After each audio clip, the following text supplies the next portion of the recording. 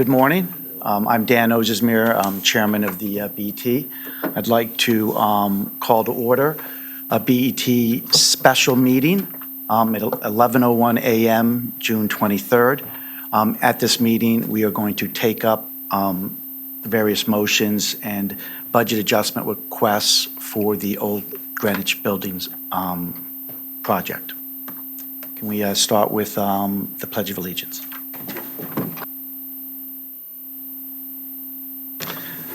Okay, I would just note here that we have 11 members of the board here. David Weisbrod will be here around 11:15, just to note that. So we do expect him to be here to participate and ultimately to vote on any motions.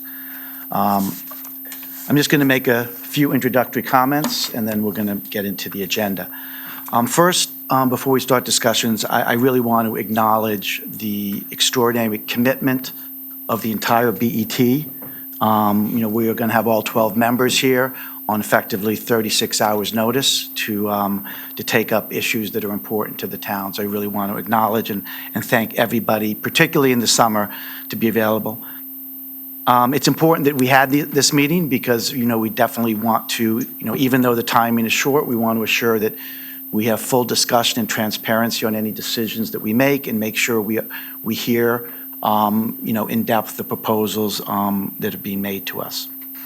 I also want to thank Pete Minarski, Roland Geiger, and their entire teams to really put this together at the last minute. It's kind of par for the course. They always do it, but I think they always deserve a thanks for their hard work. I would note that this morning at 8:30 a.m., and I think they went till about 9:50 a.m., the Budget Committee did meet and discuss this as well, and we'll get some brief comments from the chair on that when we make a motion to start discussions. The other thing I'd like to say is that just to kind of give a little background, the Old Greenwich project has come before us a couple times at February Budget Committee, at Budget Committee Decision Day, and ultimately at the full BET. So with that intro, can I have a motion on item ED9? I think.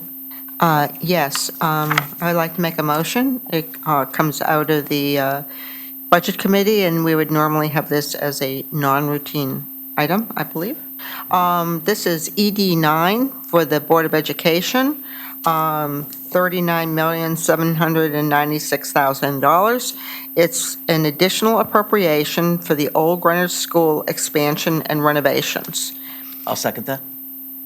This was heard by the Budget Committee this morning. I won't go into the details of the discussion because I think that we will have some of that as we proceed. But this was voted on by the Budget Committee with a vote of 2-1-1. Okay. Now that we have the motion on the floor, can I open it up to discussion of potential questions? I'll just maybe make a few initial comments. I'm sure many members of the board will want to make comments and have discussion, but in terms of organizing ourselves, I would suggest, based upon the Budget Committee discussions earlier, that at that meeting, they discussed a lot of items.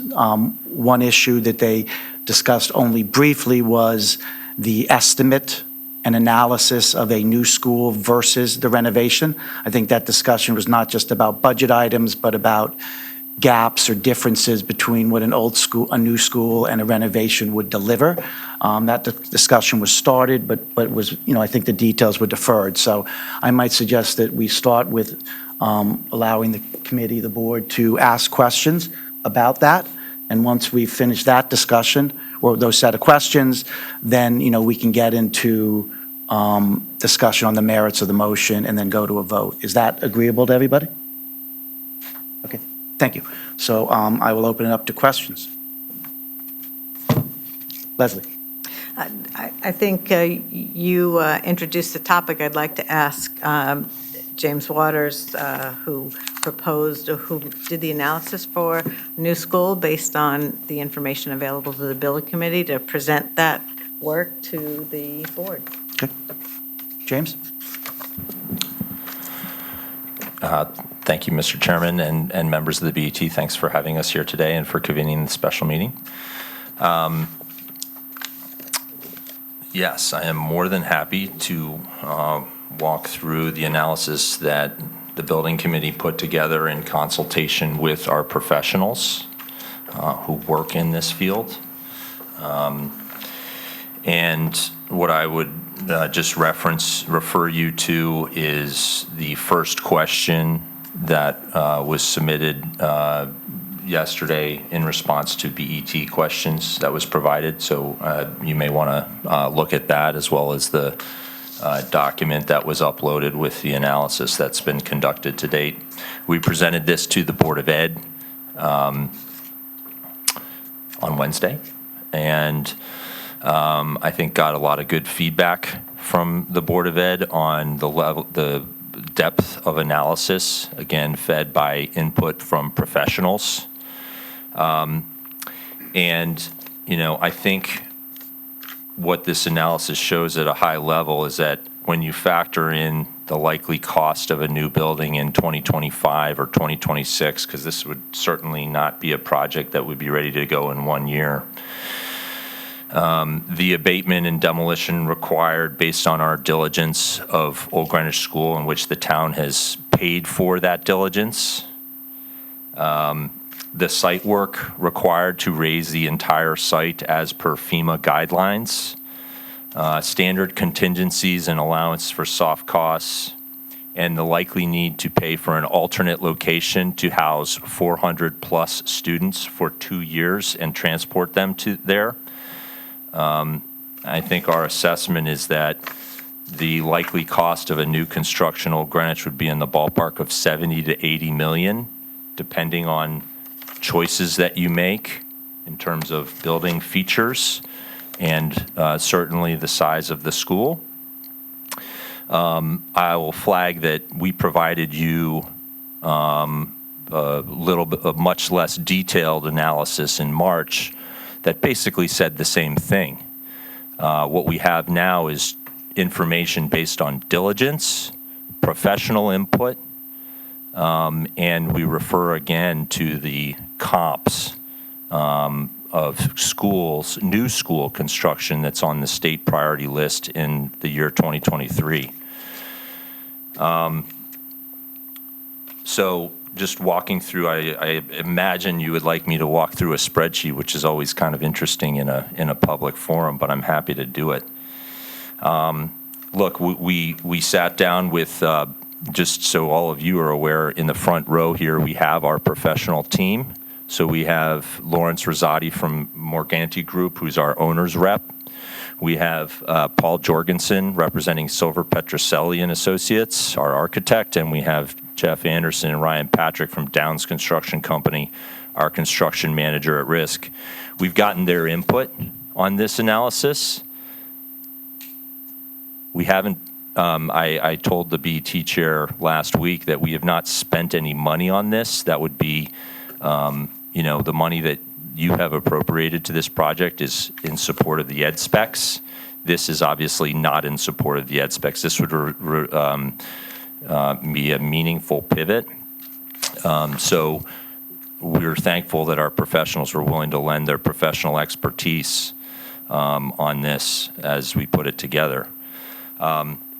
So I'm going to, just for the purposes of discussion, we're going to ignore for a moment the widespread feedback we have received at 5 separate engagement sessions with the public during, I was at your public hearing as well, and I believe it was communicated there quite vigorously. No one in Old Greenwich is interested in a new school, so I'm ignoring that for a second. I'm also going to ignore the input we've received from historic building advocates who were none too pleased to hear that people are talking about tearing down Old Greenwich, Let's just focus on the numbers, though.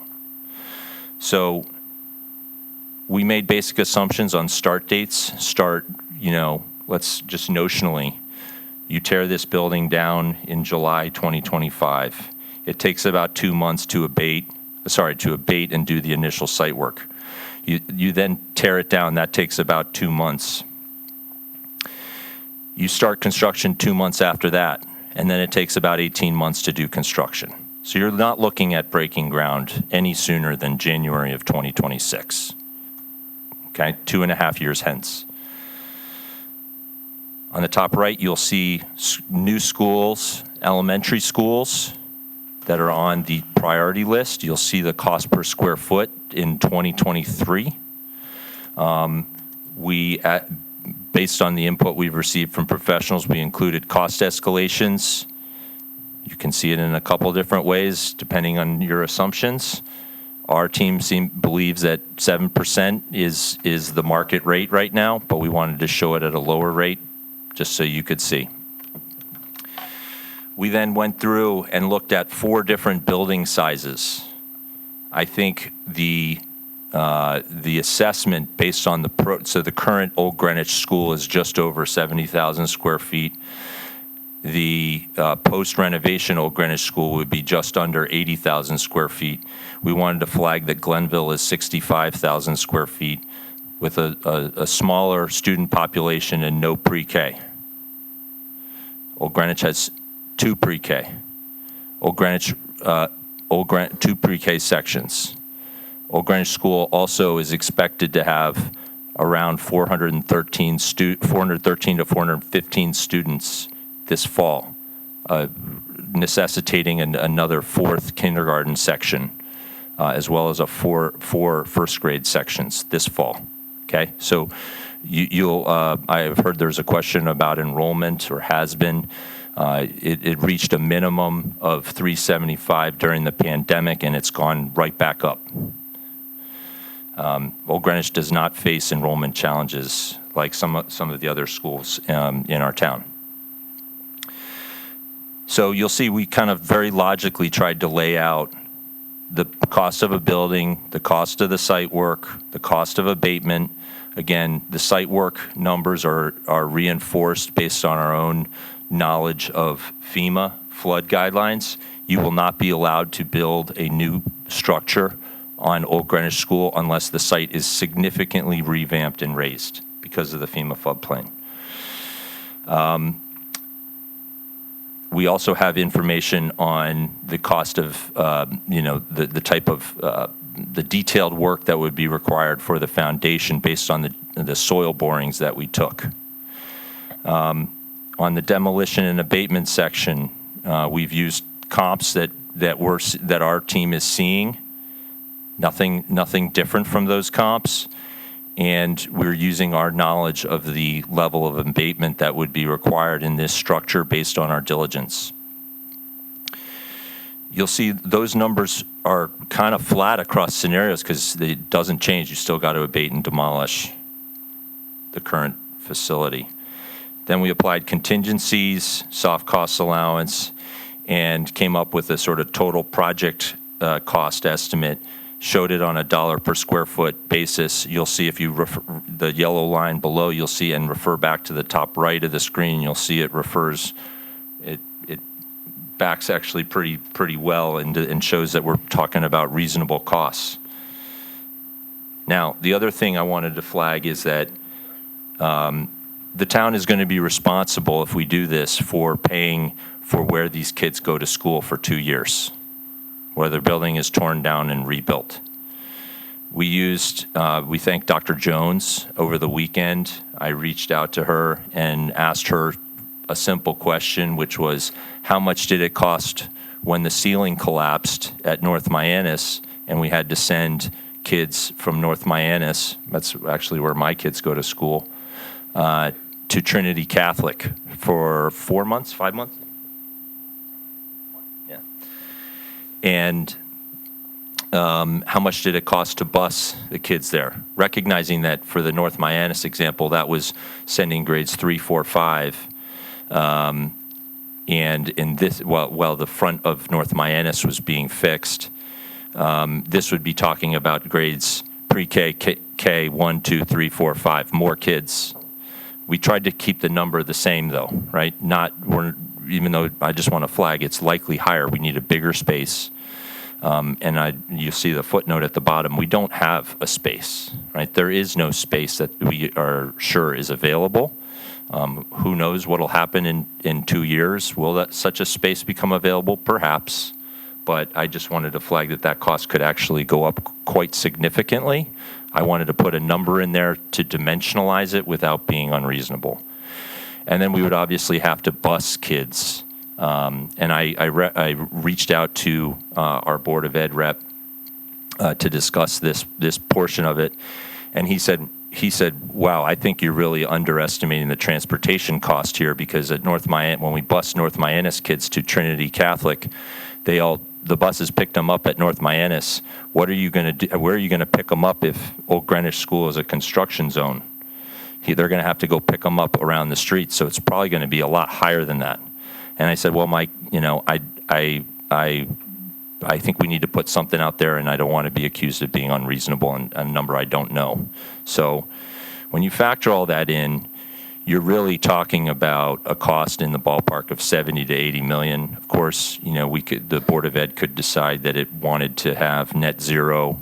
This board could decide whether it wanted to fund that or not, and the impact on reimbursement. We've tried to lay this out in a pretty methodical manner.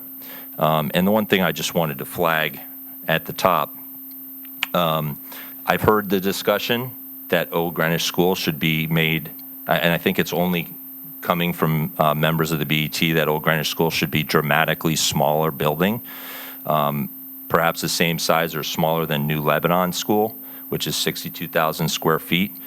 So as of October 2022, New Leb has pre-K to 5 enrollment of 336 students. Old Greenwich at that time had 406. So Old Greenwich School was 21% larger in terms of student population.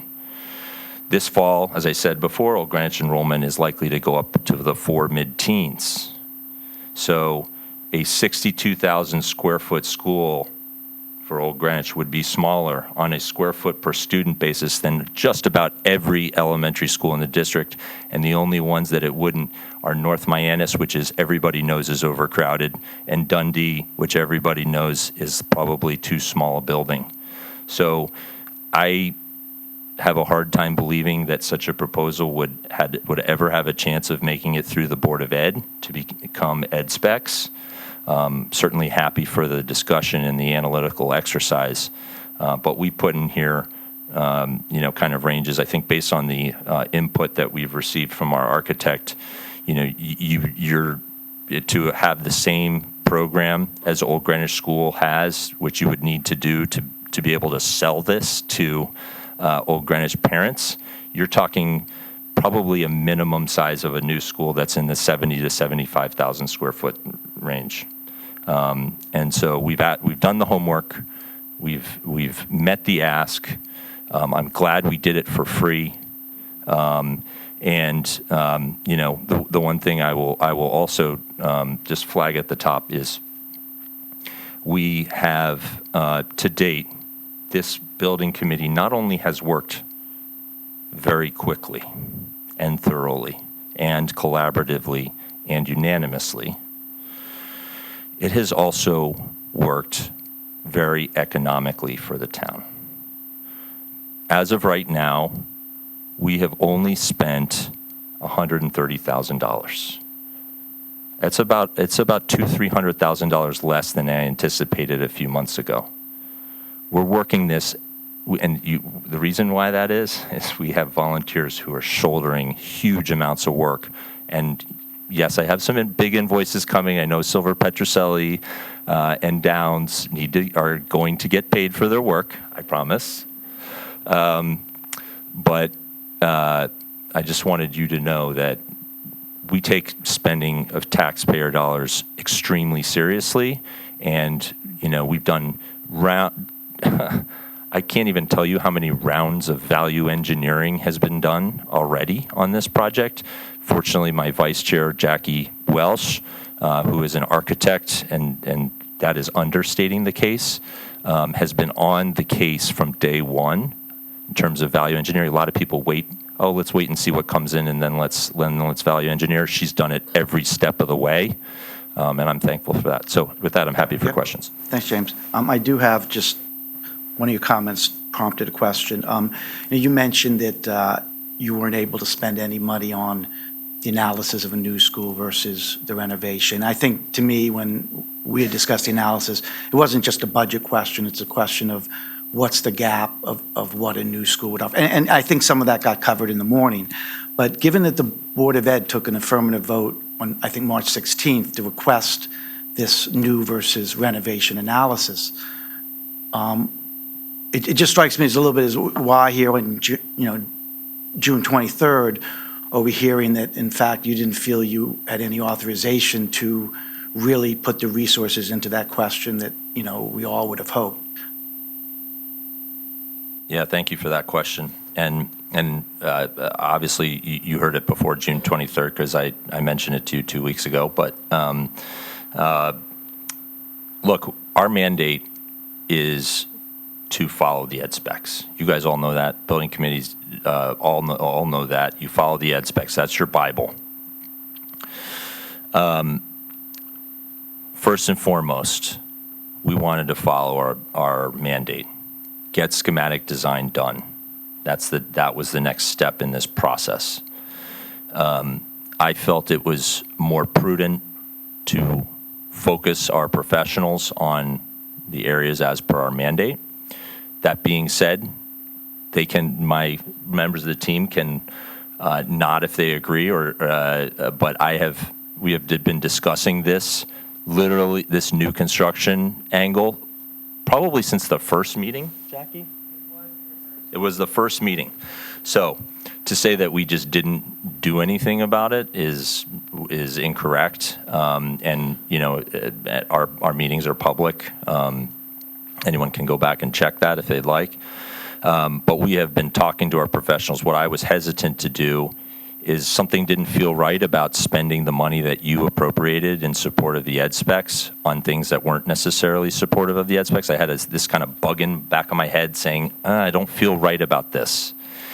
And I reached out to the town attorney to confirm, just to make sure I really understood.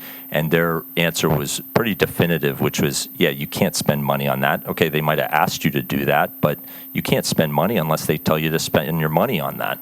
And, I think you guys probably who are aware, watching the Board of Ed meeting, there was some discussion about spending money on that, and I don't believe that motion was able to get through. Look, we did the best we can. You guys are volunteers. We're volunteers. We did it, as thoroughly as we know how. We use professional input. It's just not in one person's brain and one spreadsheet. This was a lot of work that went into that. It's based on facts. It's based on comps. But Thanks, I thank James. you. I thank you for the question. Can I open up to questions? Karen? I just wanted to follow up on that because I guess I'm just not understanding the process. I have never known a school project, even renovation or new project, but especially a renovation, and I look at Hamilton Avenue as an example, where a new build wasn't at least looked at and discussed by the Board of Ed. And my understanding was that they did vote 7-1 to request that information. And I can't really say that they really debated it because I didn't hear any questions really about it. Or if it was debated, it was very limited debate. And then also, the proposal, while you say, you had 5 meetings, was really never talked about with respect to the public, given the costs and the cost escalation. So I'm just curious about the process and how this came about, because if the Board of Ed did ask for it, you certainly could have gone back to the Board of Ed and asked for money to do that. that analysis. I understand that they didn't vote for it this past Wednesday. I mean, I did watch that meeting. But I'm just trying to understand that process. Yeah, thank you for the question. Look, we were asked to provide an analysis. We provided it. You have it. It's detailed. It's based on professional input. We didn't spend any town money on it, which I think you would probably be we all appreciate. The other thing I would just say is 3 years ago, the BET funded a feasibility study for Old Greenwich School 3 years ago. It was discussed and debated during feasibility. It did not result in ed specs calling for new construction school. The members of that committee were the superintendent, Board of Ed member Karen Kowalski, several members of the community, the principal. There were a lot of feedback discussed and sought 3 years ago. I don't think anybody has done the level of analysis we've done on new construction. I'd love to see it if they have, but I believe we've met the mandate. And the other thing I would just say is we have been briefing RTM committees about this all along the way. As you know, I'm a member of RTM District 12 and a member of the Budget Overview Committee. We've discussed it in Budget Overview Committee. We've discussed it with the Finance Committee. The Board of Ed Chair, Mr. Kelly, who I think is here still. Yep. He likes me being on the hot seat. He and I were at the, I believe it was April Finance Committee meeting. We discussed the comps and the work, which was still in process at that point. And as we were discussing it, he said, I was like, what else do you think we need to do on this new construction analysis? And I think we agreed, like, we've provided it. Okay, can I just follow up with just one other question? The title says illustrative new construction estimate, so I guess I'm trying to understand those words. It's not really a construction estimate, it's illustrative. The other question that I just wanted to make a comment is that 3 years ago when the feasibility study was done, a 20,000 renovation is quite different from a 41 or 45 or whatever price tag you want. So of course the conversation will be no new build. But again, that debate has not yet occurred or has not occurred recently. So I think that it's kind of comparing apples to oranges. At 20 million, I have no problem. At 41 million, I would think that you would want to reopen the discussion to talk about it, to see, what the community feels, and not just the Old Greenwich community, but the community at large. Any other questions from others? Do I get a chance to respond to that or no? Oh, sure. No, it sounded more like a statement than a question, but yes, you can respond. Yeah, so look, it says illustrative because you don't have a design for a new school. You don't have ed specs to support a new school. You don't have bottom-up analysis like the bottom-up estimate created by an estimator, right? You have, I think that's important to flag. That's why we use the word illustrative. And just so everybody is on the same page, the Board of Ed unanimously, actually not just voted for the motions in front of you today, but every other vote that the Board of Ed has taken has been unanimous over the last several months in support of this project. Leslie, and then Miriam. I just think it's important to reinforce what we just heard, because the response to Karen's comment would be exactly that. Back when the original project was determined and the feasibility study was done, the cost estimates were lower, so it made it more obvious that a renovation was the right answer. Come COVID and construction escalation and the new price that came through from the building committee, I think it was reasonable to ask the question, what's the ballpark for a new school? The challenge in doing that and getting good data is that you don't have the specs for a new school. You don't have the exact size. You don't have the exact features. We know that the current schools and many of our schools don't provide all of the rooms of the right size and the right capabilities, but there's certainly a lot of attachment to our buildings, especially this one. So the question was asked, and yes, maybe this data wasn't provided earlier in the process, but we have it now. We have a good estimate. We have the assumptions written in front of us. It was done by estimating professionals. I'm not sure what spending any additional money on additional estimates of a new school would provide this board. So I think we have the information to use, and it's as good as the information that is available at the moment. Miriam? And I sort of wanted to just follow up on that point in terms of the information. I mean, this is a great deal of detail, and kudos to Mr. Waters and the committee for getting professionals to weigh in at zero cost. So we certainly should love that as the BET. We also can't forget that we're living through comps of this. We have plenty of other projects happening in town, actually quite similar, including Central Middle School, where we also have numbers for all of these sections that Mr. Waters has laid out. And I grabbed Central Middle School, and I'm not going to go through spreadsheets because they're tough, but I'll just say that in the 3 sections that we have building and site work, and let's just say at the 70,000 square foot mark. Let's not even have the debate about the size. So let's keep it at roughly where it is now. Here we have $650 a square foot for total subtotal of building and site work, and at Central Middle it was $667. Also professional, different professionals. So now we have another professional weighing in. We have demolition and abatement, $62 with a comparison of $31 for Central Middle School, with the note that significant abatement is required in this particular building. So there's a reason for that. We have, therefore, the difference in total construction cost estimate of $714 a square foot versus the $693, again, with abatement being a big part of that. And let's not forget the FEMA, the raising of the foundation for FEMA. The difference then comes from soft cost allowance. We have $125 a square foot versus $117, slightly larger. That doesn't really concern me that much, but maybe look at that number. But that's de minimis. What we then have in this particular project, which Mr. Waters has mentioned, is you have to rent an alternative location. Right now at CMS, you're talking about swapping fields for building. So that's a cost that they don't have.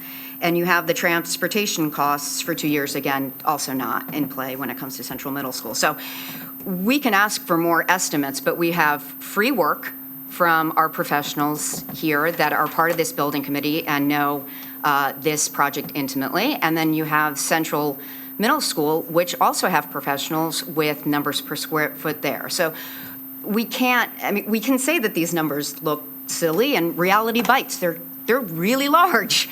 That is the cost of what building is these days. So, and it is also the cost of delay, which is one of the main reasons why even the renovation obviously looks so costly. We've sat on this for years.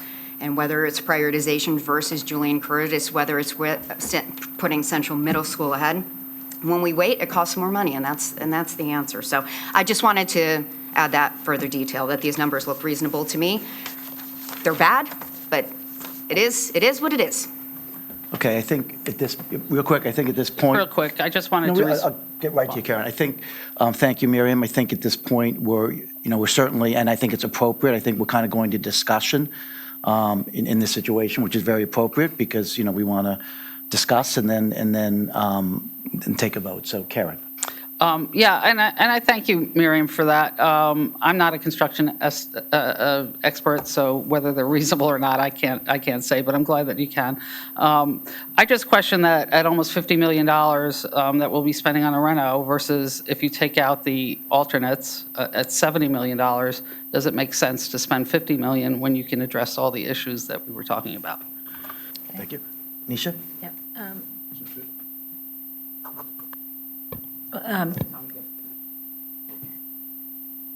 Thank you, James. Again, we met earlier this morning at the Budget Committee. I want to thank you again for all your work and all the hard analysis. Just focusing on the new analysis, and I'm going to really just look at the top right corner which is the yellow box in your spreadsheet, which discusses the 5 comps for the 2023 priority list.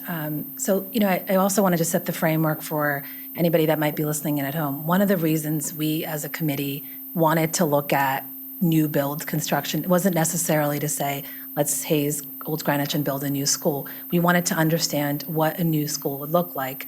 And usually the tipping point for considering a new build versus the renovation is if you had 60-70% of that, if the 60-70% of the new build cost is a renovation cost, then that's a conversation we need to have as a community, and we can decide we'll go up to 100%, or, if it's a full-blown renovation. In this case, we know it's a partial renovation. We know the roofs aren't being replaced, the windows aren't being replaced. Significant amount of renovation is happening, but we know there is a tipping point.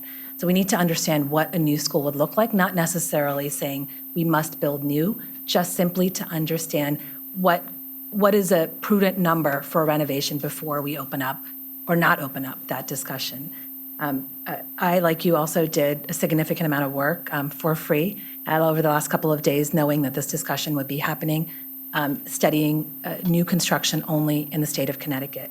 So in addition to those 5 schools on the top right, I'm going to give you information, and this is all public, Connecticut priority list, not anything beyond that, and give you a little bit more perspective and data points to help us understand what the right size of the school should be and what an appropriate budget should be.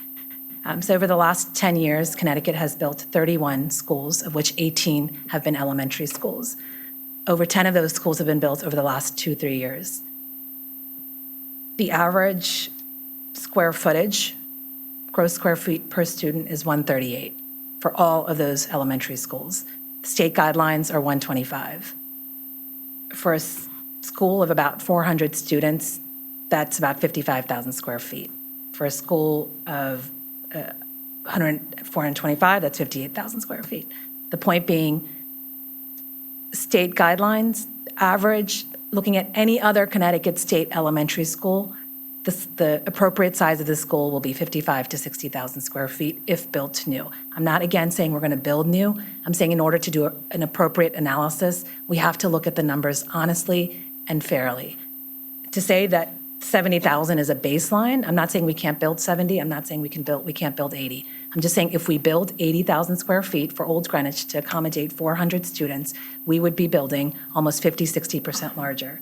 Looking at the top right corner, in your estimate, in your thing, Jeffrey Elementary School, Madison, for $61 million, the $779 per square foot, that was built for 650 students, about 78,000 gross square feet. Just to give you a sense of what 80,000 square feet looks like and how many students it accommodates. The reason I'm making this point is we have to be honest about our analysis if we're going to make a conclusion from that. So I'm not going to debate your $800 a square foot or $700 a square foot. I'm going to simply say if we're going to make a conclusion based upon what a new school would look like, it would be somewhere between 55 and 60,000 square feet. And whether we $700 a square foot or $800 a square foot, that gets us to $40 to $50 million in that range for a new school. The ask today is to do a $41 million partial renovation, knowing that a new school to accommodate our students at a maximum enrollment would be somewhere between 40 and 50 million. Now, that's why we're here, and that's why we're asking these questions.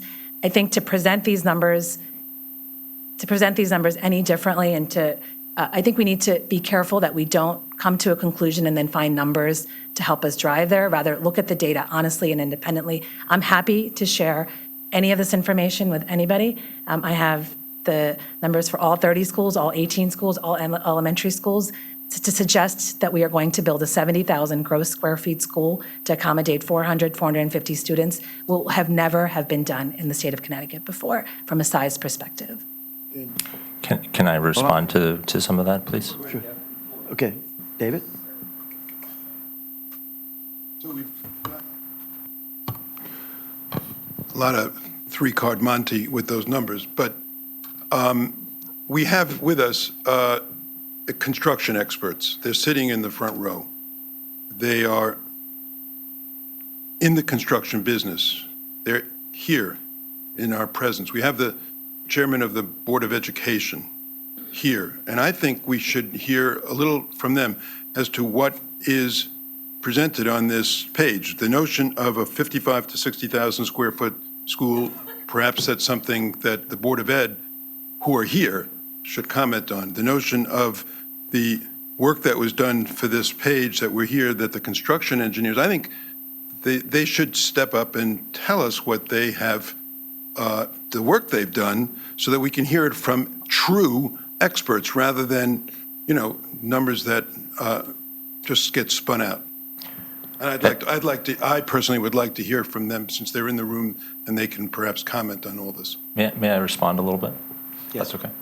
So as to the question about what does a new school look like, I think, if you were, obviously, we haven't spent money to design a new school. I think if the pivot in that direction were to be taken, I think you would have a hard time making any other case than something that looks like the building that's there today. So I think you can probably assume it would look like that. Not going to be some great modern structure. It would look like Old Greenwich School, I would think. So you have that. As to the point about the size, just wanted to flag that if you think that going to your state guideline of 125 square foot per student is something that can be sold at the Board of Ed, given that it would mean that Old Greenwich School is by far the smallest school in town, despite having one of the largest enrollments. Good luck. I mean, go for it. I don't think that ever has a chance of passing. Based on my interactions with the Board of Ed, I'm obviously not a Board of Ed member. But I think if that is the position of the BET, I think there are plenty of Old Greenwich residents that would be interested to know that that is the position of the BET, that Old Greenwich School should be the smallest school in town. And if, I personally would not want to be making that case to Old Greenwich residents, knowing, having had a lot of feedback from them already. Okay. Thank you. Okay, hold on. Let's see, we have, so we're going to go to Stephen, Jeff. Okay. So I also did some work on school sizes, and I went to the town's website, actually the Board of Ed's website, and I looked at, from the master plan, the size of the elementary schools in town.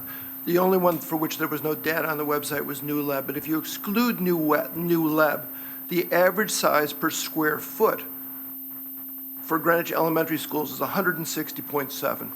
So if you actually use that number times 415, you're at 67,000 square feet. There is no school in this community that's 125 or 130,000 square feet per student, based on the data that's on the town's website. The Board of Ed's website. Enrollment was much higher back, Okay. so that's why the dollar per square foot makes no sense. Could I offer one response to that as well? One of the things with Old Greenwich is that it does have a large ESL, music, SPED, and ALP program. So those require additional program space. So to meet the model classroom for each of those disciplines, as well as your regular classrooms, you would have to dramatically reformat the program at Old Greenwich School to be able to meet that, just so for everybody's information. Do you have a quick Yeah, comment? just a quick comment, just to say what I formerly said, what Mr. Selpst was commenting. Enrollment in Greenwich Public Schools was significantly higher a decade ago, 2 decades ago, 50 years ago when these schools were built. It's not appropriate to look at the past when we're building for the future. We have to look at what our future enrollment needs are and accommodate what we need today. There are 6 elementaries of the 18 elementary schools that have been built in Connecticut. Over the last decade, 6 of them have been built for students between 400 and 500, significantly more than even where OG is today. The range of those schools, all 6 of those schools, is between 50 and 60,000 square feet. Not a single one of those schools is over 60,000 square feet. So if the argument to be made is that Old Greenwich needs 70,000 to 80,000 square feet more than any other elementary school in the state of Connecticut, I think that's an argument you're going to have to sell to the entire community, not just the Old Greenwich community. And again, I'm using these numbers not to dictate the final size, but to help us understand the cost of what a new appropriate school would look like. We can always build larger, we can always build more than we need. But if we're going to do a fair analysis of what a new appropriate school looks like, what the average Connecticut school or the highest or the lowest looks like, we have to use real numbers and use real data. So I think Jeff Raymer and then Leslie Tarkington. So it seems to me at some point here, a finance board has to understand exactly what its lane is and at what point it's failing to respect the discretion and judgments that have been made by our sister boards. Let's take a look at a record here for a moment and see exactly how we got here. We hire professionals to guide us and make recommendations. We have a highly paid and highly qualified superintendent and facilities managers, and they came forward and recommended to their school board a renovation of the Old Greenwich School. They did not recommend a brand-new school. We elect a school board of 8 people. It's a bipartisan board. It has an equal number of Republicans and Democrats. And they unanimously voted to approve the request for funds which are before us. Also the ed specs, the changes to the ed specs, and also the schematic design.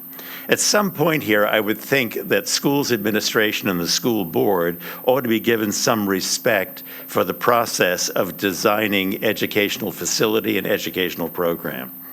By the way, they did also vote on the question of whether to make a request for $100,000 worth of funding to try and obtain estimates of the cost of new construction. And a majority of the school board voted not to make that request. That, too, I think, is entitled to some respect. They turned around earlier on and sought the appointment of a building committee. The building committee is nominated by the bipartisan Board of Selectmen. Those names were put forward and approved by the nonpartisan RTM, and we had a building committee. They met for 53 meetings, if the information I received was correct. I attended a few of them, not very many, but boy, this was a hard-working committee, and kudos to these people who put out that effort.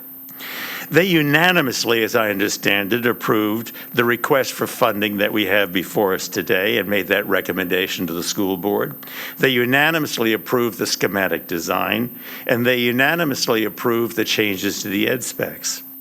They did do a considerable piece of work to estimate the cost of what new construction would be. You have it before you. It was laughingly called a back of the envelope. It was a hell of a lot more than a back of the envelope. I viewed it as being actually a fairly thoughtful consideration of what cost is.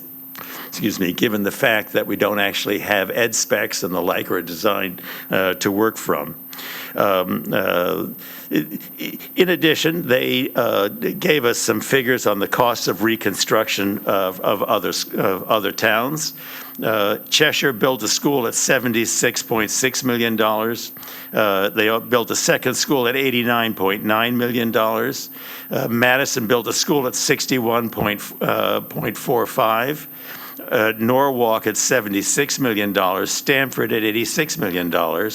On square footages, if you want to take the cost of construction per square footage, they gave us that data as well, and the average on that for 2023 figures was $811 a foot. As Mr. Waters suggested, even if you pick a fairly modest cost escalation on construction materials and the like, at 4%, you end up with a square footage cost of $877 per square foot. If you do the math on that, including the cost of rental of replacement quarters to which to run your educational program for 2 years, and the busing, as Mr. Waters described, you're looking looking at 70 to 80 million dollars. I reject as being outlandish the concept put forward by at least one of my colleagues that we ought to be building a school for $40 million. I think that's just crazy. It was also laid out to you that if you fail to approve these sums today, you're going to miss the June 30th date. You're going to make an assumption that you could substitute for that by bringing special legislation before the state legislature to approve the funding for this. And you characterize that as being a chip shot, easy, no doubt about it. I'm not so sure that you could go to the legislature and say to a lot of the small towns in the state where they're struggling financially that Tony, wealthy Greenwich, would like to have special funding and couldn't find it within its capability to meet the June 30th date, so please give us the funding now by special legislation. I'm not sure that's the chip shot that other people were representing. I am leery with whether or not this talk about, gee, we don't have the information we need for new construction is actually a deflection, is disingenuous. And I mind that because for me it feels like Groundhog Day, that I've been here too many times before on school construction before. I think we have a clear issue before us. We have a dollar figure thoughtfully put together and endorsed by an impressive group of professionals. It's the request that's made by your school's administration. It's the request that's made by your school board unanimously. It's the request that's made by the building committee that was put forward in a bipartisan way through your Board of Selectmen unanimously. I think it's time that we acted upon it and not find reasons to deflect just to try and avoid spending money on schools construction.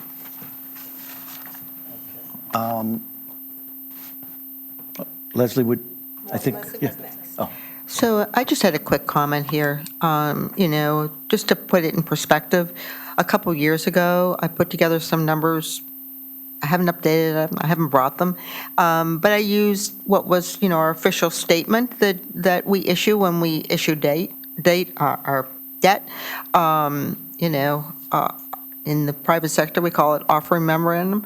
And putting in perspective, our enrollment is declining, but looking at the enrollment and the capacity at that point in time and that data, Old Greenwich School and Julian Curtis both had the lowest enrollment to capacity in terms of those ratios. So as we look at the size of the schools in a declining enrollment environment, I do think that while I do respect your committee and everything that's being done, we also need to look at this as a whole. And, I believe in budget guidelines. We request my colleagues a facility utilization study, which I believe is due in the first quarter of fiscal '24. So I think these are the kind of things, as we look at this, that need to be looked at as a whole. And I think this goes beyond what you're doing, James, but I think it's, kind of puts the data in perspective. Could I answer something on enrollment? Just for the record, Old Greenwich does not have enrollment challenges at all. I recognize there are schools. I'm looking at a spreadsheet right now that shows school enrollment over the last 15 years. Old Greenwich School its enrollment is just fine. It is not a challenge at Old Greenwich School. And yes, there was a dip during COVID, which has already been recovered. I recognize you may have that your argument may apply to certain other schools, but that is not the case in Old Greenwich. I'd like to respond. I was using enrollment to the size of the school, square footage. So this comes back to, say, Nisha's or some of these other points raised here. It was purely, just looking at the data, enrollment to the size of the school, nothing more than that. I understand that. I appreciate that, and I think what you're saying is I understand, which is basically that trying to make the case that a new construction school would cost less than $70 to $80 million is dependent on one key variable, which is making Old Greenwich the smallest school in the town. Excuse me, I just want to make a point here. I did not make that statement. I made just one simple statement. Right, but you were referring to the new construction analysis, right? Laura. Yes, thank you. I want to kind of get this conversation back a little bit on track. I mean, this is a familiar refrain from some members on this board, is that we should be building smaller schools, not building the schools that our Board of Education have voted on, and not building the schools that our building committee have been working very hard to address the education specifications. I think it's a worthy conversation. I think looking at state comps is a worthwhile exercise, but it is an exercise. The averages of the state schools are perhaps illuminating, but we decide in our community what kind of schools we want to build. And so just pivoting to the financial decision, what we're talking about is authorizing this interim appropriation for essentially a $42 million renovation that can break ground next June, if we submit as planned to the state next Friday, which this building committee is on track to do. Or we are talking about going back and starting all over and potentially looking at a new school, which per this analysis wouldn't start until 2027. That is a lot of time for these kids to be in a building that we all know has deficiencies. So to me, it's a very simple financial, never mind, although it's very important, the community values about historic preservation, it's an old building, et cetera. Those are all important things. But what can we do right now to start building the school to meet the needs of our kids and deliver a quality education? It is to approve this interim appropriation, get filed with the state, and get moving. This building committee has fulfilled all of its obligations to get us to this point. They're ready to go. Our job is to vote this forward. The RTM has a meeting scheduled next week. They should decide. I am in favor of this appropriation, and I think some of these discussions about the cost estimates, I don't know how you can find any fault with this analysis. It's exactly what was requested by the Board of Ed at their March 16th meeting. This is the deliverable. It's there. Thank you. Could I So- clarify one thing, if that's okay? Is it really important? I think it's important. Thank you. Then please do. So just per Ms. Erickson's comment, so if we do not hit the June 30 deadline, the cost, this board should be well aware that the cost of this project will go up by $3 million. So we will be back to you in budget season with a request for $45 million, unless and until in the intervening time, the Board of Ed, someone can muster 5 votes on the Board of Ed to suddenly create the smallest school in the town of Greenwich. I don't think that's possible. So, I just wanted to flag that is the decision before you. Pay $41.8 million for a renovation project, which is a lot of work has gone in. It's been unanimously supported. We're well along in the process.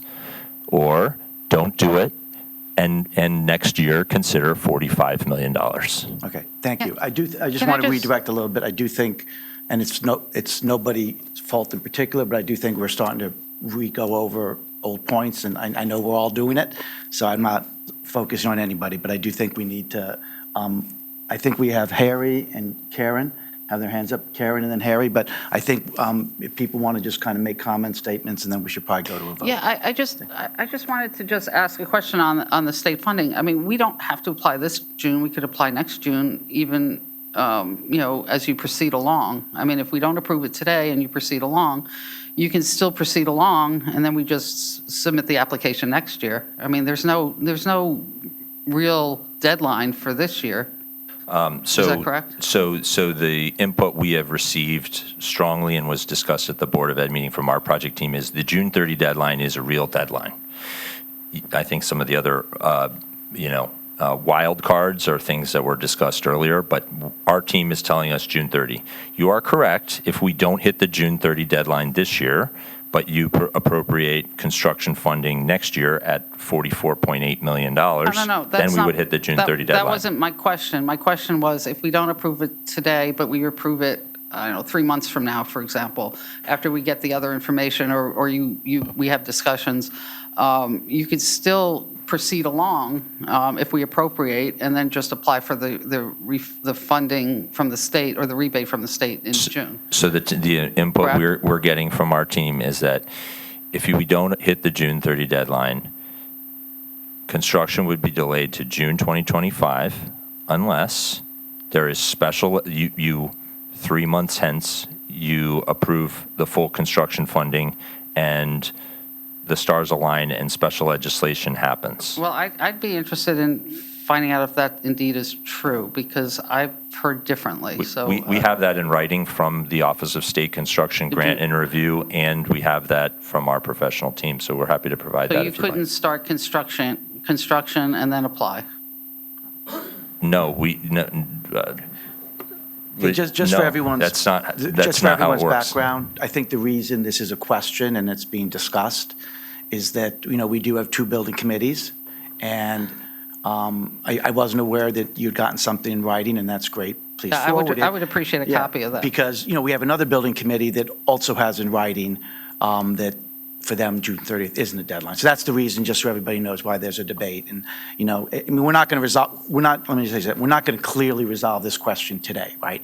But the reason the board's asking the question, we're having a conversation, is we're working with two building committees, and we're getting different analysis from the experts on the two. And that's, I would just kind of leave. Is there may be somebody in the room, I don't know if it's Dr. Jones or Representative Meskers or the consultants, but somebody, I believe, has spoken to the office to get clarity on that particular issue. I hear a lot about speaking to the office, but we never seem to get anything confirmed in writing. And, it's not that I doubt these conversations, it's just that if you talk to 5 different people, you get 5 different Maybe versions. Dr. Jones can tell us where things stand. So the Office of School Construction, I'm sure a lot of you have seen, has been in the news a lot over the last year. They actually just reorganized about 3 or 4 weeks ago, their whole structure. And so they emailed all the superintendents. We have a special email that we can utilize to be able to ask questions, and then they have somebody new that's funneling them out to make sure that they get questions answered. I do know that from the legal standpoint, they're also using their legal team to make sure they're answering more accurately. The big issue about the June 30th date is if we do not submit by June 30th, we will not go on the priority list, which means that we would not get a number for our construction next spring in order to be ready to go out to bid. And that's why if we wait and submit in '24, it's pushing that out, because you have to get on the priority list and they have to assign a number. And Mr. Levitine and I have both asked the question, is there a way, if you don't have the number, do you risk perhaps not getting reimbursed? That's a question, I guess, that you could entertain. If you submitted in June '24, we would not have a construction number. So if they went out to bid, you're running a risk that you would not get your reimbursement. And that, again, we can send some of those back and forth, trying to make sure we do have it in writing, which we do. Yes, But that doesn't preclude then the fact that they may you're running a risk, but it doesn't mean that they won't reimburse us So if the necessarily. BET is saying you don't really care whether we get reimbursed or not, I'm not because that's what. saying that. I'm not saying that at all. I'm just saying that there is still the possibility that we would be reimbursed. It's not closing the door completely, but we could still apply in '24, and we still would possibly get on the list for reimbursement. Is that what Well, I'm if you hearing? apply in '24, you don't get on the list until the '25. Right, That's okay. why the team is saying that it pushes it back a year, and we will have cost Well, escalation. I guess my question is, okay, so if you proceed along and you eventually get approval and you start construction before 2024, and then you submit your application in 2024, would you still then be getting on the list for 2025 reimbursement, or is that door closed? Well, we don't even have a project number to go out to bid. That's the big issue. You need a project number from that office for us to go out to bid. One thing I would just flag that's important in regard to our project with regard to reimbursement is that this is a renovation project, it's a higher percentage of reimbursement than a new construction. New construction starts at 10% and it goes down typically. Renovations start at 20% and same thing. We're estimating that we're trying to maximize our reimbursement, of course, as fiduciaries for the town. And our team is telling us at this moment, we believe it's 15%. We're going to try and get it higher. So just to make sure that is all tied up in this priority list. Understood. Nisha and then Harry. Yeah, I just But want to. we have to be brief. I'll if be we very can. brief. The discussion on application, Dr. Jones, that was my complete understanding, and I have asked that question multiple times in different formats. As many of you know, I'm on the Central Building Committee to better understand that process. We have been told there is some flexibility around that if the discussion with the state starts. If what you are saying is 100% definitive and guaranteed, then either Old Greenwich is getting delayed or Central is getting delayed, one or the other. They both can't hold because Central Middle School is not applying this June 30th, which means that project is getting delayed by 1 year, and that is not being communicated to the committee or the building committee.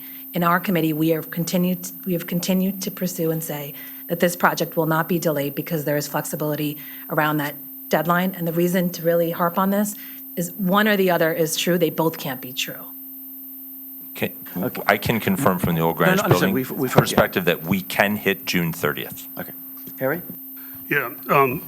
First off, I thought we were at the discussion phase, and I would just ask that we not keep debating this with the chair of the building committee, and that Mr. Waters try to refrain from commenting on everything we say.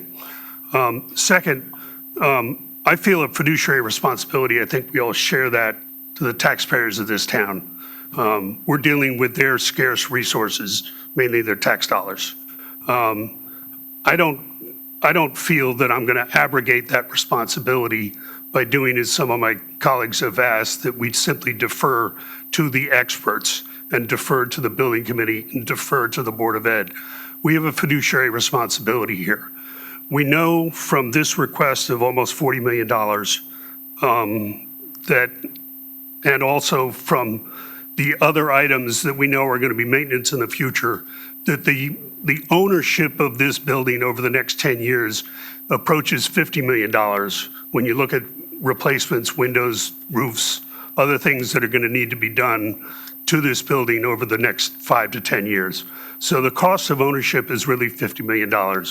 When we're looking at an alternative of, say, a 70,000 square foot building, which I agree is still a generous sized building, and taking, the real construction cost estimates, not off this spreadsheet, but the real construction cost estimates, you're talking about roughly a $65 or $70 million building.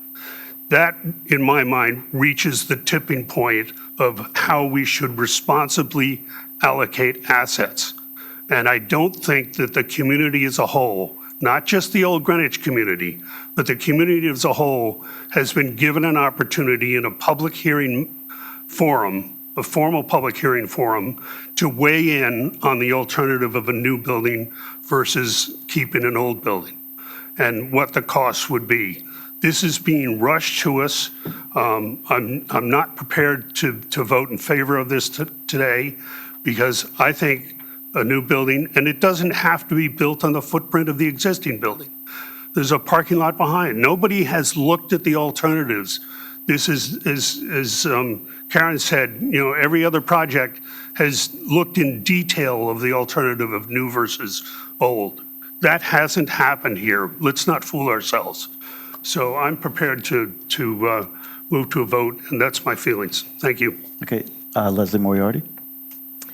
So certainly there's a lot of information that's been shared today, but I view delaying this decision, not voting in favor of this decision, is just another delay tactic by this board to defer investment, to not do the right thing, to manage our assets. When we talk about what's needed for this school, we're heard from parents.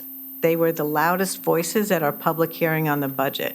We heard from the Board of Education voting unanimously for this particular proposal, and I think we're selling them short to say that they didn't understand the alternatives. When we hear data today at this meeting that we can build smaller, we know for a fact we had that same conversation at Central Middle School, and it was unsuccessful. The building was changed at the margin. It wasn't changed in a significant amount. Our students and our population are different than other communities. We're more diverse. We have more breadth of programming, and we have a changing population, and we should be proud of that, and we should support that. The information that is necessary for the state is being presented, has been presented today. It's cost, it's schematic design, and it's ed specs. And the notion that there is a new building proposal out there that is going to come in that gets more support, I think is just trying to develop data to use delaying tactics. These tactics are costing us money. There is inflation out there. There is delay. It's all the efforts of this building committee to date to then say, turn on a dime and we want you to do something different. I think this board has a responsibility to act on the information we have today, act on the information we've had over the past 6 months, and to support this proposal. Okay, thank you, Leslie. And Leslie Talkington and then Miriam.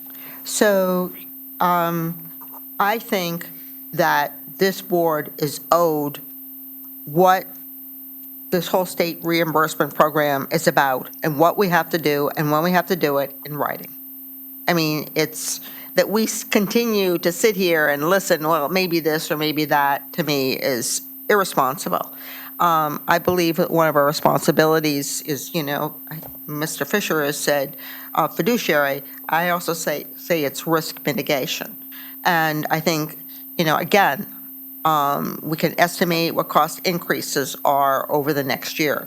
But the risk of applying for state construction funds reimbursement may be less than moving forward with only schematic drawings completed.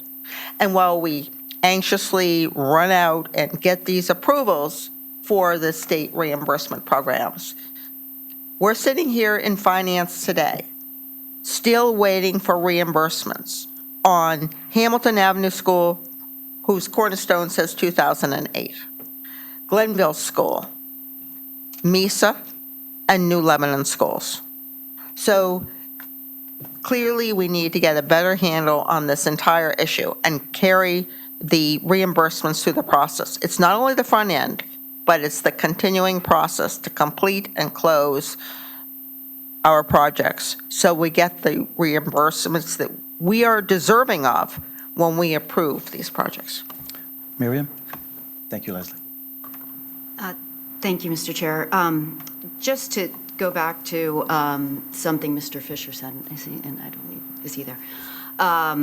Something that Mr. Fisher said, which was about fiscal responsibility. And I think we all need to think about that because I'm quite honestly not sure how building something that is more expensive that all the taxpayers need to bear as a burden. So at a minimum, we're talking 15, 20, but that's, as we saw, I don't think those numbers are real. And I'm not sure when Mr. Fisher mentions real accurate numbers, I don't know what he's referring to because as we mentioned, these numbers appear from all the experts to be real. I don't know how we believe it's fiscally responsible to ask all the taxpayers in town to flip the bill for multiple millions more for a product that the community that is using it doesn't want, right? How is that fiscally responsible? And in the meantime, we are delaying and it's getting more expensive no matter what the decision is. So again, the fiscally responsible thing to do is to spend the money now for what the community wants and to save our taxpayers escalation costs. The debate on this school sizing and to actually build something that the community that uses it wants now and not charge our taxpayers more for something that there's no appetite in town for. So. Thank you. Is there anybody that hasn't, on the board, that hasn't spoken that would like to? David? Well, so we've heard a lot this morning. We're being asked to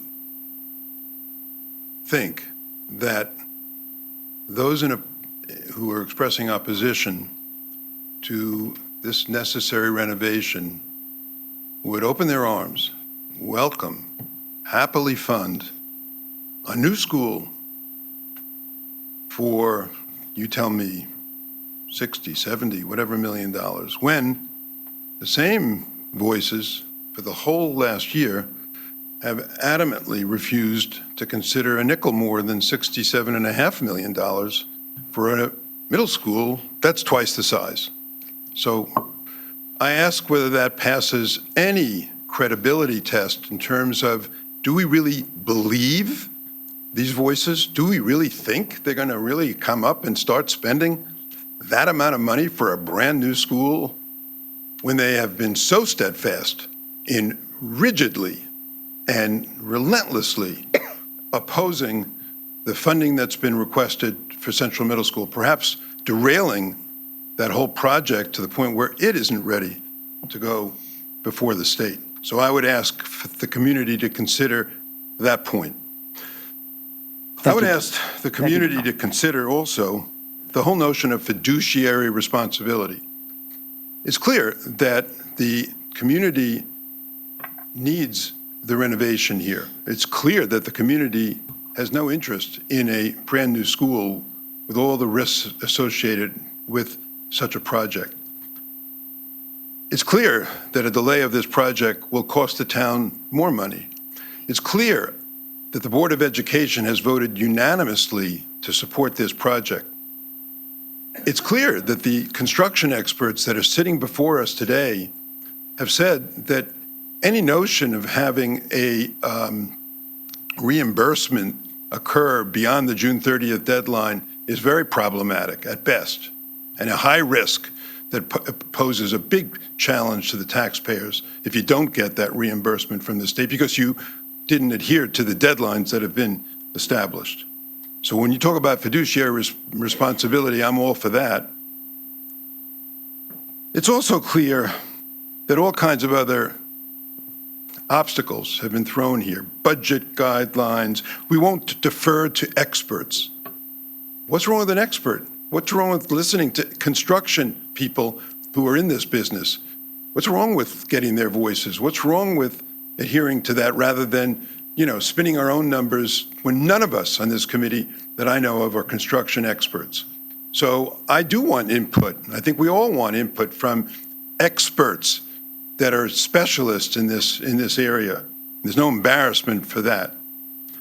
So I would implore this board, I would really implore this board to act on this request and to fund this reflection of what our Board of Ed wants, our community wants. Countless people have been for us asking for this. It's the cost-effective way to do it. It will avoid costly and perhaps embarrassing litigation that has already been initiated, and quite frankly, I worry a great deal about. And so I implore this board to, for once, act correctly and give the town what the Board of Ed has been asking for and what this wonderful building committee has been diligently working on. That's my request. Thank you, David. Okay, we have Bill. Oh, no, you raised your hand. Sure.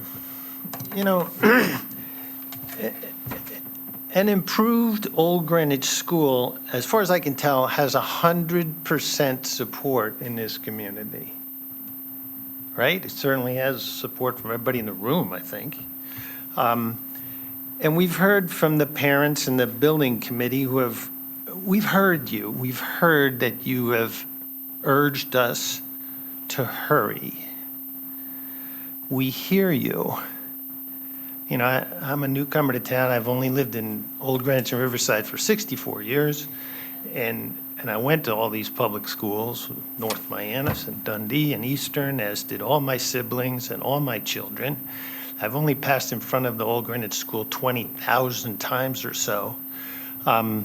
So we all respect the excellence of Greenwich Public Schools. Thank you, Dr. Tony Jones. Thank you, Joe Kelly. And to everyone that makes it go, it's excellent, and it deserves to be excellent.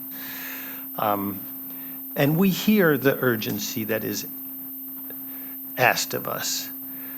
But we have a larger and broader duty on this side of the table. So I'd ask you to hear, since we've heard you, to hear our side.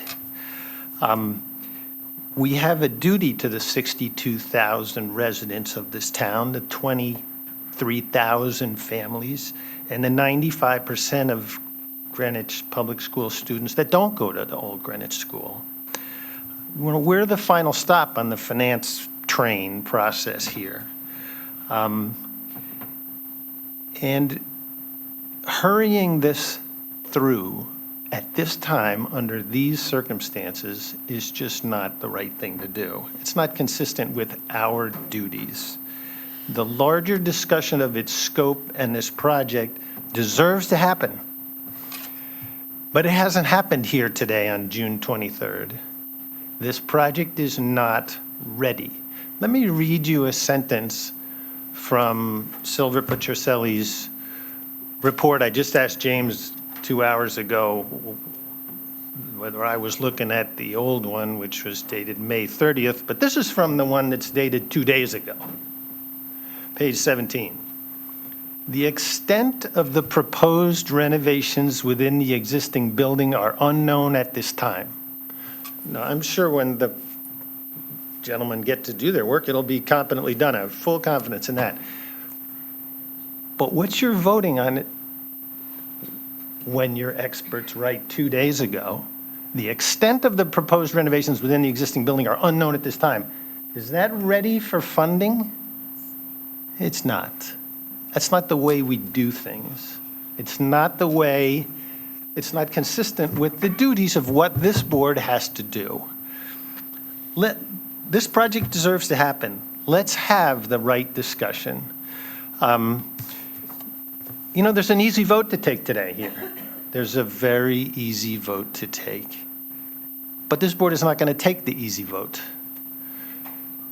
This board is going to take the responsible vote. For excellent schools, for a broader discussion of this project's scope and cost, a vote for thoroughness, a vote for the professionals to continue their work, a vote that's consistent with the way we've done other projects. It's pretty clear that we're having a special meeting because we're making exceptions to our deliberate and thoughtful process about how we're required to spend the taxpayers' money. And we're going to take the vote that's consistent with our responsibility to 62,000 residents. That's what's going to happen here today.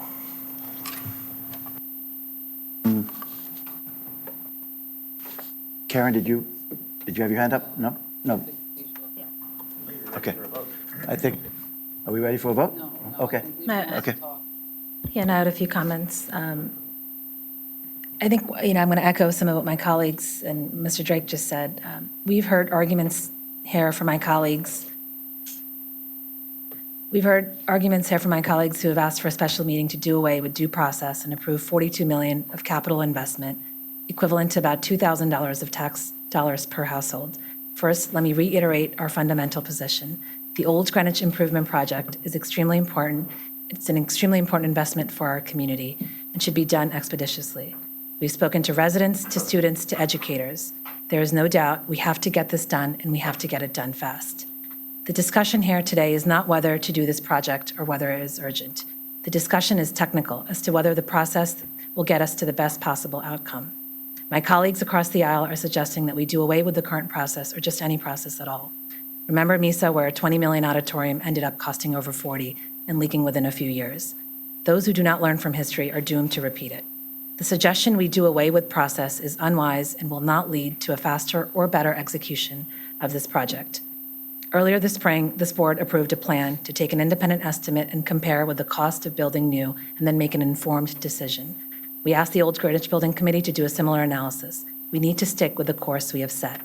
We're being asked today to approve a proposal which reeks of conflict of interest and inappropriateness. The Building Committee has had their estimates done by the architects and vendors who have been selected to run this project, a glaring conflict of interest. My Democratic colleagues seem to suggest that there is nothing wrong with this. It's unacceptable. I ask you to be honest. Would you do that in your private business? Nobody would. So should there be a lower ethical standard for public spending? It's shameful. The people of Greenwich deserve better than that. We're living in interesting times. While some people are making a killing, most people are struggling. Demanding $2,000 of each household in Connecticut, showing a complete disregard for process, Ignoring conflicts of interest is just not right. I ask my colleagues why.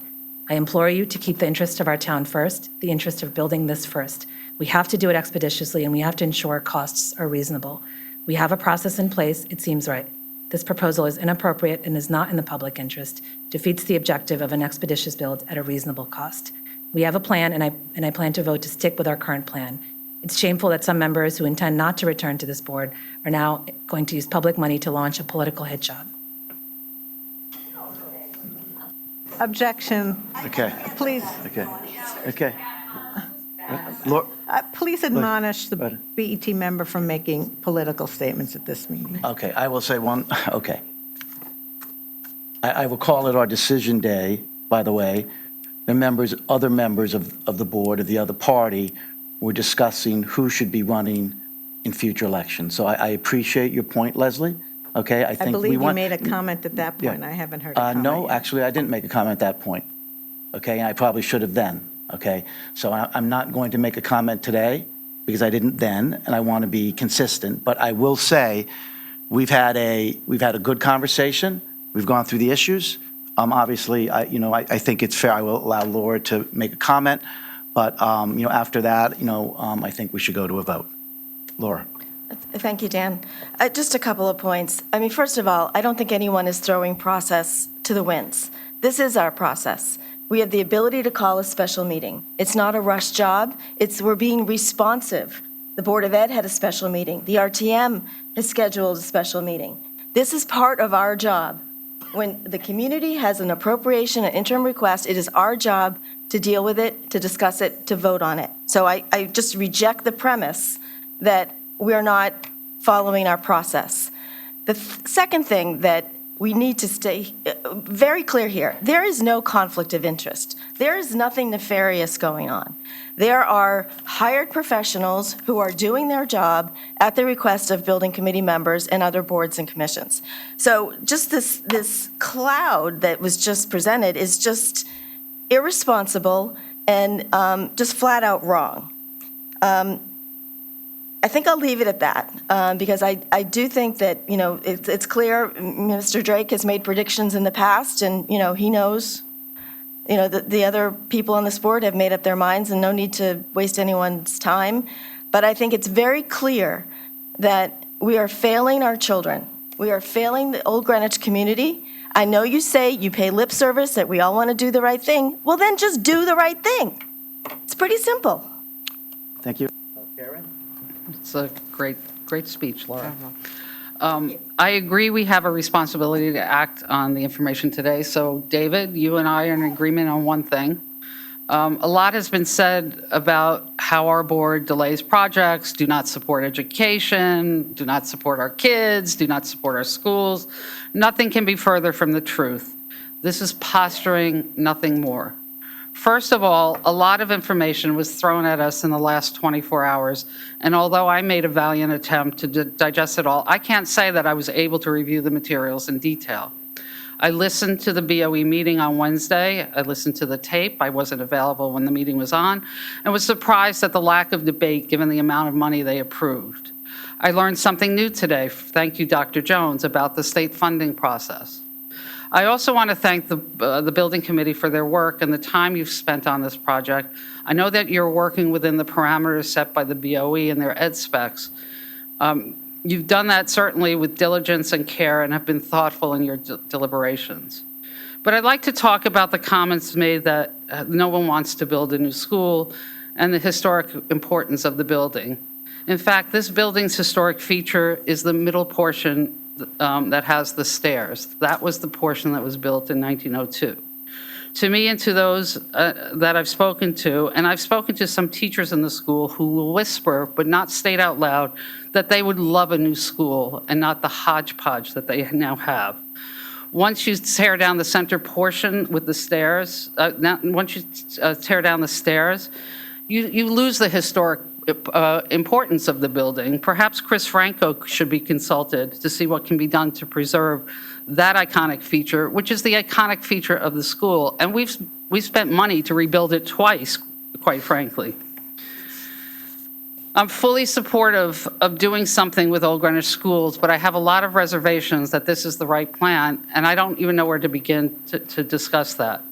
My Democratic colleagues and others in their party are quick to claim that our town has done very little to address climate resiliency. We've heard from Mr. Waters that we are in a floodplain, and I've actually walked the grounds of Old Greenwich School yesterday. If you go to the edge of the baseball field, you'll find some super high reeds. This is where the Long Island Sound is coming right to the edge of the property. So I have to first ask, the preferred architects and even Mr. Waters has admitted that this school is in the floodplain. Whether it's renovation or whether it's a new build, if it's the renovation, it's not being addressed. If it's a new build, it would be addressed. So which is preferable?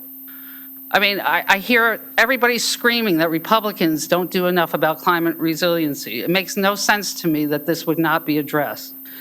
At $20 million, which is the originally projected cost, well, maybe, addressing climate resiliency doesn't make sense.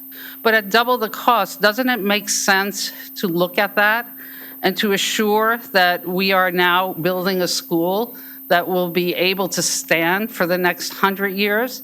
Because quite frankly, this school at 50 million or 45 million or 40 million will not be standing in 100 years. It'll be underwater. I'm also struck by the fact that it's the BOE who has failed to ask the right questions, not the Republicans on the BET. They requested by a vote of 7-1 to get the cost of a new build. We got this information literally last night. They got the information on Wednesday. But yet there was no robust discussion, no robust debate, no thought about climate resiliency, no nothing. In fact, I don't even think there was one question that was asked. So, I don't remember, again, as I said before, the BOE ever considering a renovation when not looking at the cost of a new build. So the vote today is not going to be a failure of Republicans to support this project. It's not going to be about Republicans kicking the can down the road, at least as one of our Democratic colleagues has stated.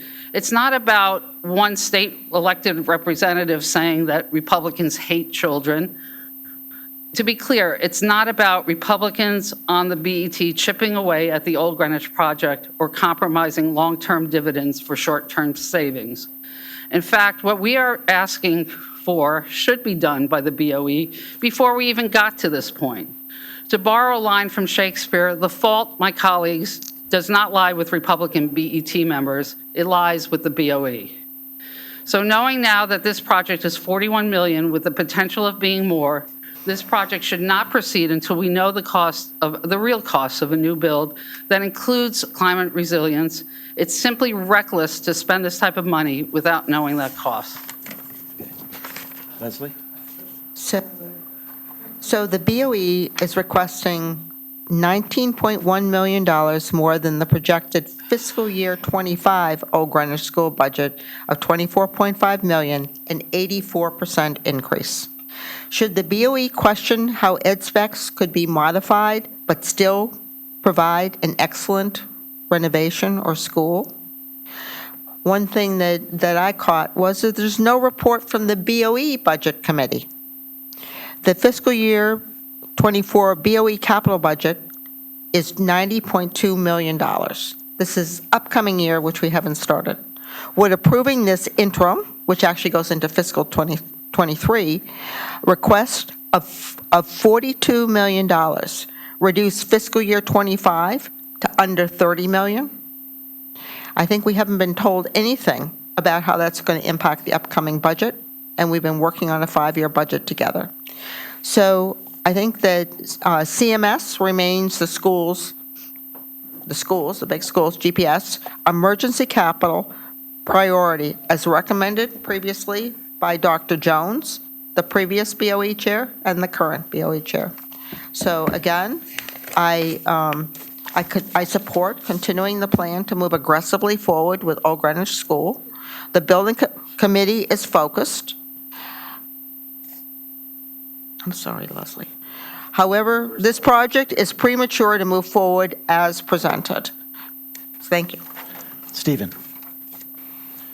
So I've listened all morning and all afternoon to these comments, and I just wanted to offer my own perspective, and I'll try to be brief because the views have been mostly said.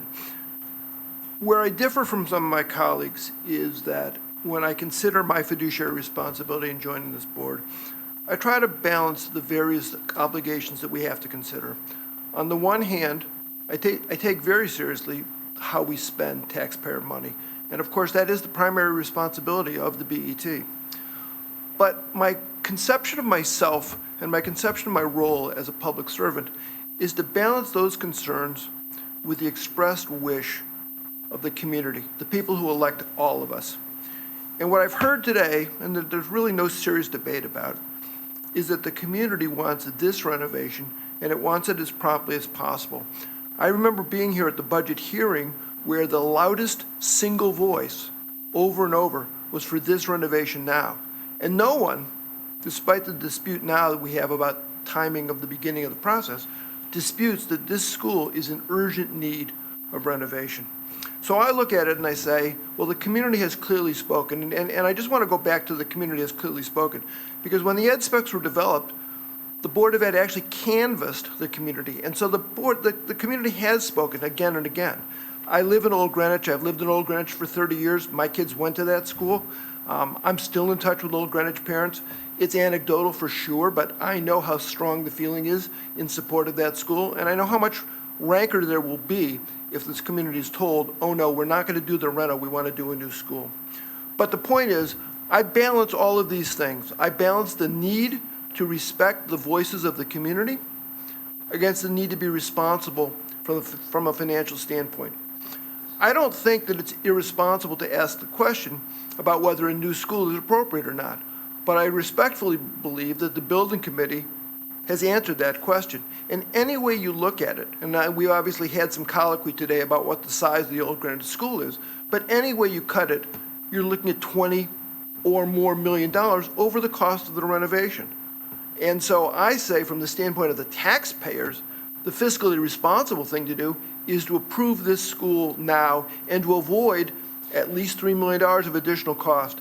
I'm not often a loud voice on the BET, but I feel very strongly about this, and for sure I'm not objective. I'm on the building committee, as many of you know.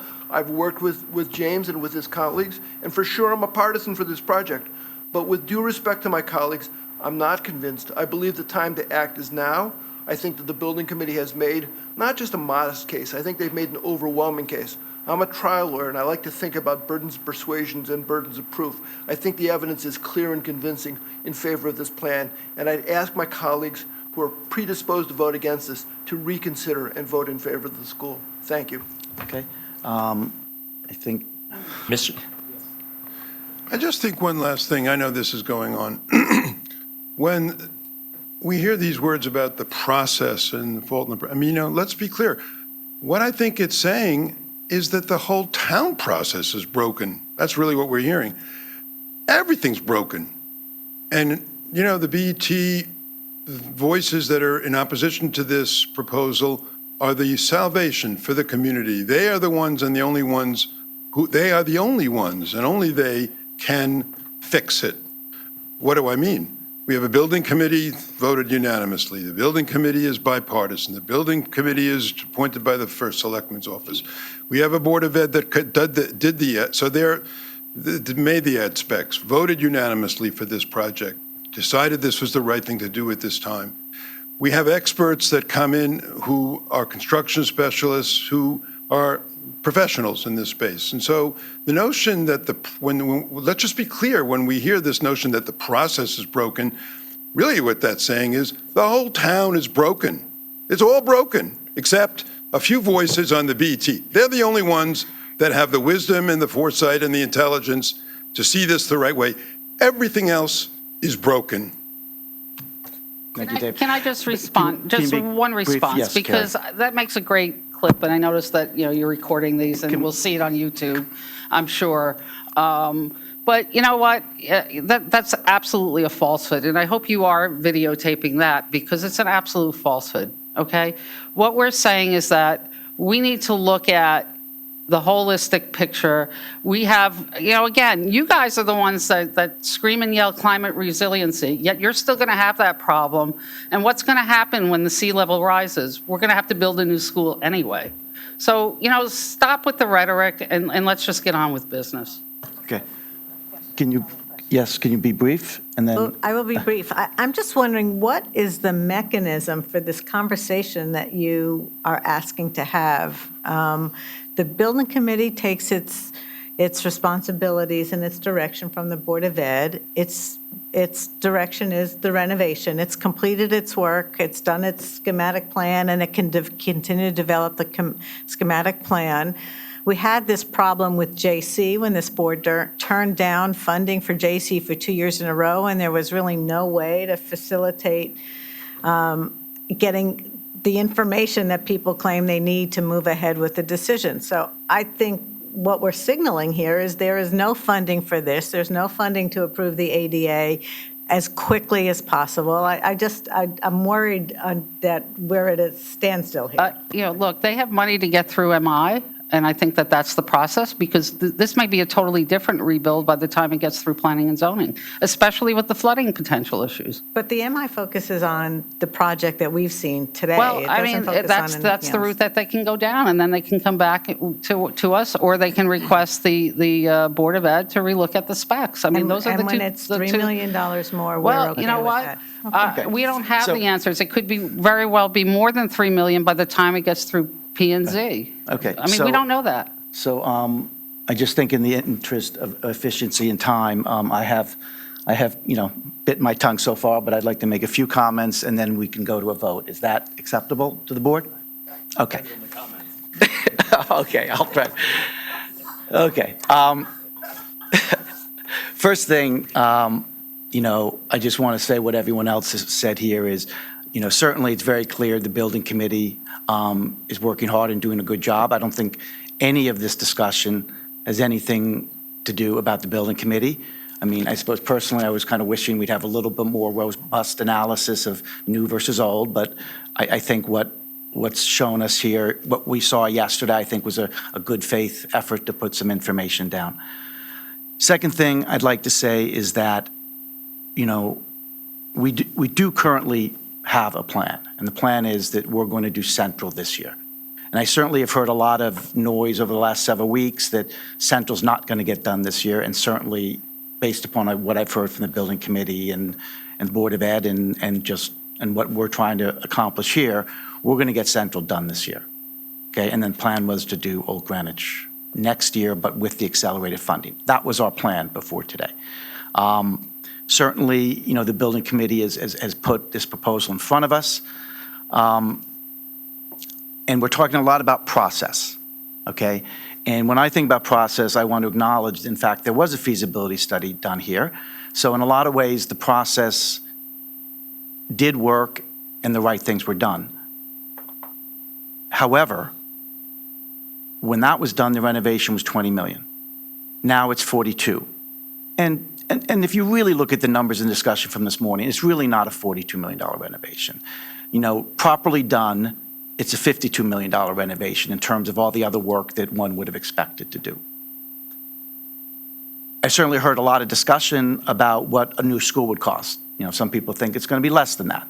I think the architects are saying 70 to 80. Okay.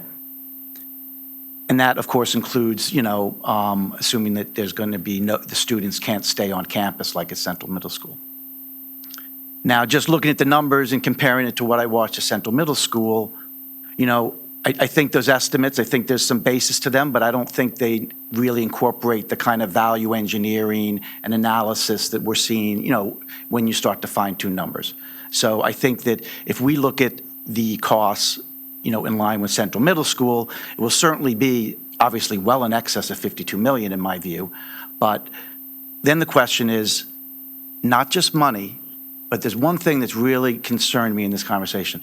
We're not talking about what we're getting. And this is how I look at it. Renovation, fully done, 52 million. New build, I think Harry was saying maybe 60 to 70. I think we're hearing 70 to 80. And that's great. We can talk about the numbers.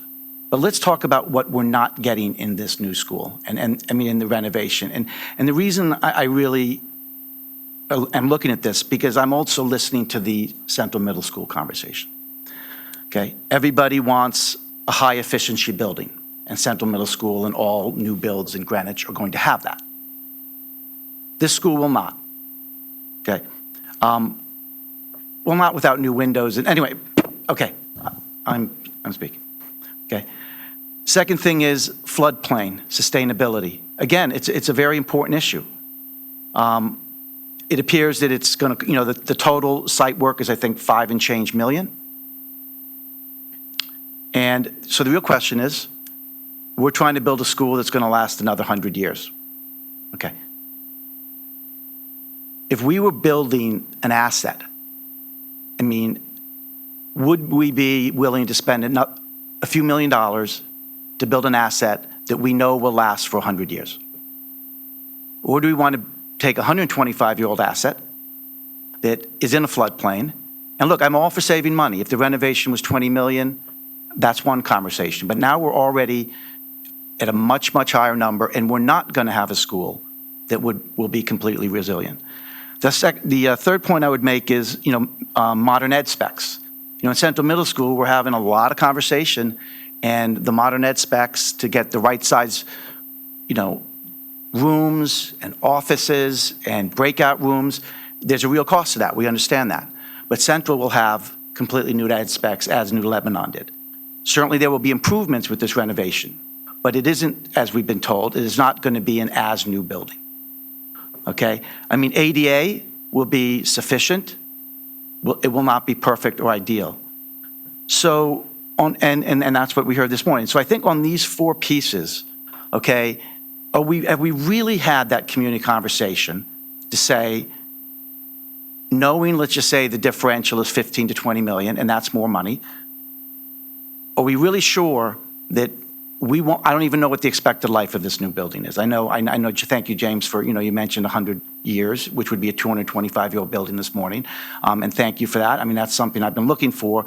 But certainly from an analysis around that, I think there's reason to think that maybe the expected life may not be that long. Okay, we don't really know.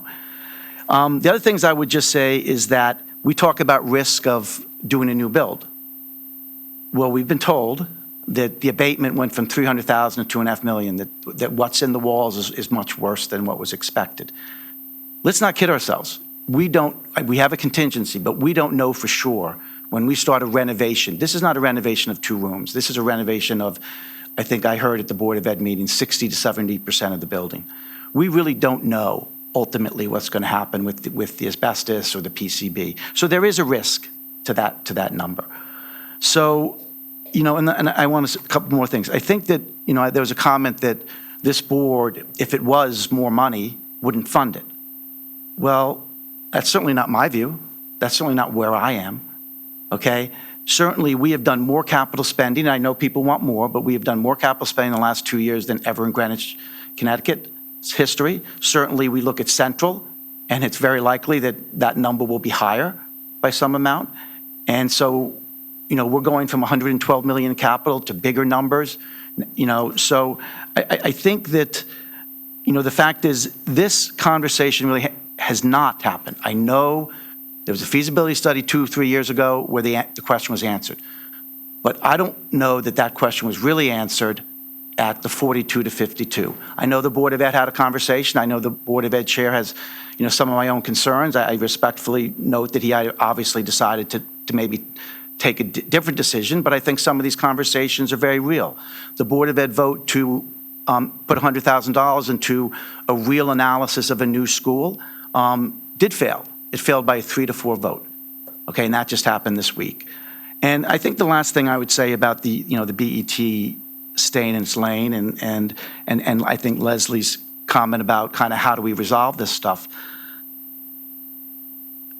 In a lot of things, the BET does completely stay in its lane. When it comes to the Board of Ed operating, which is the best funded operating budget in the state, we do basically stay in our lane. We provide funding, and we have great schools, and we're very appreciative of that. But when it comes to this capital planning, I just want to remind everybody, and I really don't want anyone to view this as a criticism of any boards. I don't like criticizing other boards. I'm on a board. But we have to remember, a few years ago, Central was last. It was 2034. Okay?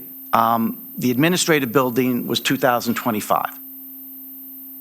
And it did get resolved, and we're all incredibly excited. I mean, I know this board pushed for it, and I know all my colleagues on both sides, including, the current administration, supported bringing Central up. So this idea that just because a decision's made by one board, that it is the right decision forever, and it isn't subject to discussion when the facts change. And I really think in this situation, a lot of information has changed, not just about the cost, but about what will really be in a new build versus no build. So again, I want to thank everyone for all their work, on the board and all this discussion. But at this point, I would like to call a vote. Nisha.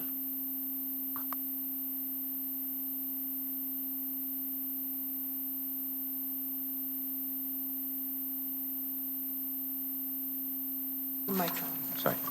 You want to read it, Leslie? Yeah. You may go. So this is the motion that came out of the Budget Committee. ED9, the Board of Education, for $39,796,000. It's an additional appropriation for Old Greenwich School expansion renovations. Nisha? Harry, I'll start with you. No. Laura? Yes. Karen? No. David? Yes. I'm a no. Dan? I'm a no. Leslie? No. Tarkington? Leslie Moriarty? Yes. Jeff Raymer? Yes. No. Mary? Yes. Yes. 6-6. Okay. That motion fails. I believe with that motion not passing, I think that there's really no need to address the other two. Okay, unless anybody wants to overrule that. Okay, can I get a motion to adjourn? I move we adjourn. No, I'm happy to talk to you, but there's a motion to adjourn. Harry? Laura Erickson? Okay, any objections to adjourning the meeting? Okay, that passes 12-0-0, and that's